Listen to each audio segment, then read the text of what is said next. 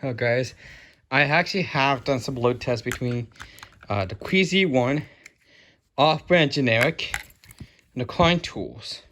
So let me first plug in the generic,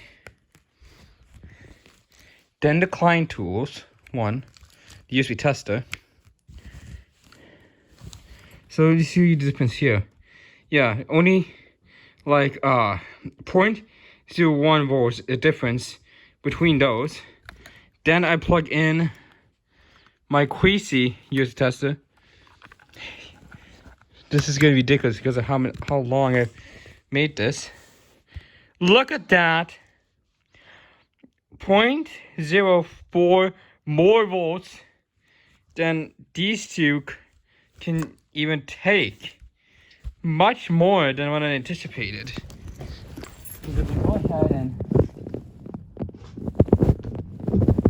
get my dual cell power bank, and I'm gonna do the same test with that one. So, and this time I'm gonna be using the keweisi first, then the Klein tools, and now this has 2 ports, and then the generic on the other. And of course, doesn't have a power to run. So this is 5.18. Gonna press this again. 5.11. 5.12. There's a really big difference between the Klein tools and this generic one and this keweisi one. There's a really big difference. And of course, these USB testers don't take a lot of voltage, so battery just shuts it off simply just shuts off. So I'm going to use my Blu-ray player. This is a USB one. I did put a new drive in, so and that was didn't expect how small it would be, so that's why it looks so weird. So let's first do this. Let me see if we can get it to rest on my. There we go. So let's first plug in. All right. You can tell how stupid this is because there's so many.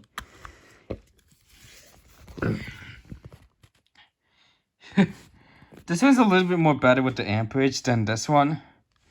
And this one here is like even more better, but the voltage on this one is actually much higher. This was a little bit more accurate with the voltage, and then these two are a little bit more accurate with the amperage than this one.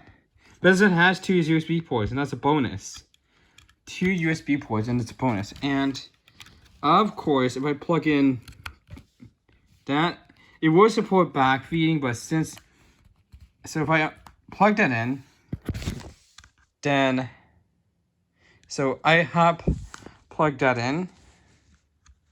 So if I plug this one directly into the power bank, then remove this, look at that. It's backfeeding. All of them can do backfeeding. Look at that. No amperage on this one. 0.3, 2.4 amps. No amps on this one either. I'm going to plug this in again. Then the voltage would bump right back up. And then if I so once I unplug this, it's going to disconnect. Plug this into here. Then plug this directly into here. Unplug. You can see the drop in the voltage. Plug that in again. Now it doesn't really take that much of an amp because mostly it's already switched on. So if I go ahead and press this, you get a bit of a amperage spike when this was taken out. Now when I plug it back in, so you get a lot of amp spikes from here. Now we don't need this one because this one's just for the computer. This one here is in case if your PC doesn't support that many power, or like it's plugged into your USB hub that doesn't supply a lot of power through the USB port. It's a super big difference when you do a big notice between all of these. And which one would I choose for like reading amperage? I say this Klein Tools one. It's expensive, but at least it has a cable for the USB for the plug that goes into the power bank. As well as this one. This one I recommend if you want to test USB-C Type C and USB-A. But USB-A is not really recommended. And then for voltage readings, this one's the best one to go. Especially since it has 2 USB ports, you can charge 2 devices at once with this USB meter. This one boots up much faster than this Klein tool. So let me press that to get it to reset. I can press it again. So it took a little bit longer than me. Go ahead and plug back in. This is Klein tools and then boots right in. Compared to this one where first goes to 0 volts, then it really goes to the voltage. Whereas this one here says Klein tools, goes to zeros and shows voltage. This one here says welcome, and then it really shows voltage.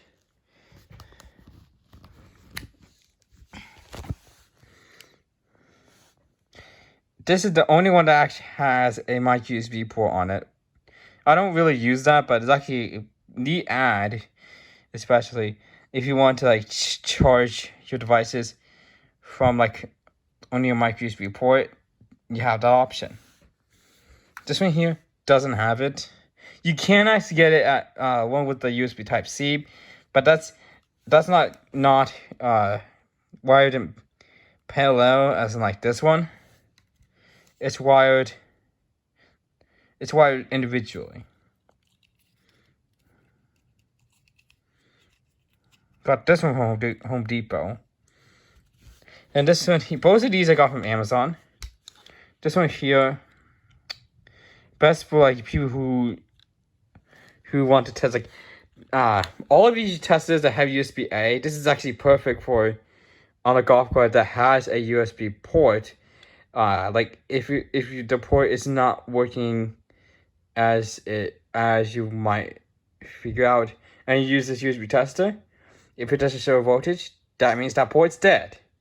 If it shows a voltage but wasn't charging from that port, try you plugging this tester in, then plug in the charger and see if that will work. That worked when I used the Klein tools.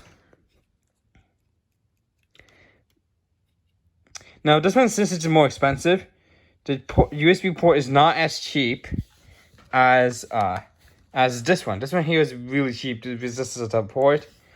This one here, I don't believe it's the resistance to the port. I actually took this apart once, and this USB port is actually much more sturdier, as well as this one, than this one. This one here is not as sturdy because it's a very cheap port. Not as sturdy, but if you just want a USB tester to test like voltages and also charge from it, you have that option. Especially like if you see a USB port that takes 2.5 amps but only one USB port, you can easily plug the tester inside and then charge 2 devices from here. Very simple. Basically, these 2 ports are wired in parallel with this port here. And also, in parallel with that is the USB voltage meter that's also installed in here. Now, I have done a video on a clone version I got from AliExpress, and that really fell apart. That really was not designed to last than this one. This one here is actually much better. Actually, seeing the screen on here. This one here is both of these you can actually take off really easy, no screws. It's like use a screw, you pry it open. Whereas this one here, is mounted with screws, and I was so unlucky with this one. Might not happen to other ones, but one of them somewhere is stripped, and it was brand new when I got it. That screw was stripped when I tried to take it apart. So, and this one here is just this button, just a memory button. There is a button on this one, but it's one of those clicky buttons. You can even see it in there. One of the clicky buttons. Now, one thing that this one can't do, that this one can, is screen rotation. Of course, this one can't do it because it's the same display. So let's go ahead. So if you cycle through here and switch it off again, I better plug in a load to keep it on.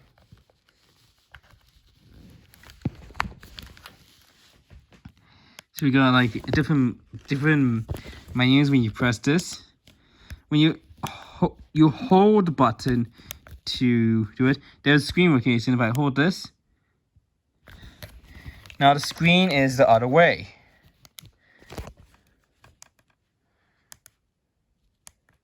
Now you see the voltage in this with the screen. If you actually got the USB tester and it had the screen like this, that's fine. You can actually do a screen rotation. Once you do that, it's fixed.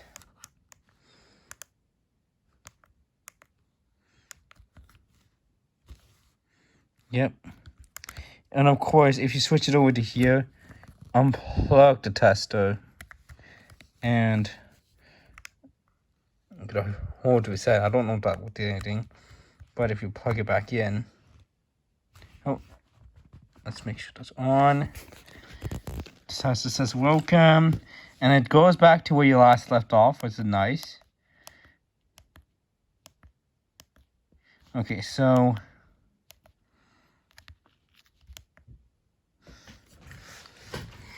yes, it does work. It does work. It does work when you use it correctly. With this one, to be honest, I don't really like it when it comes to voltages, because this one here has the best voltages.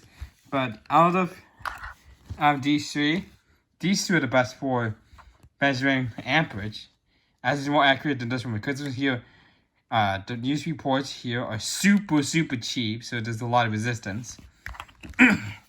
This one here is a little bit more resistance. This one here does not have any resistance as far as I can test. So I recommend getting this tester if you don't mind the price for this one. Hopefully you guys enjoyed.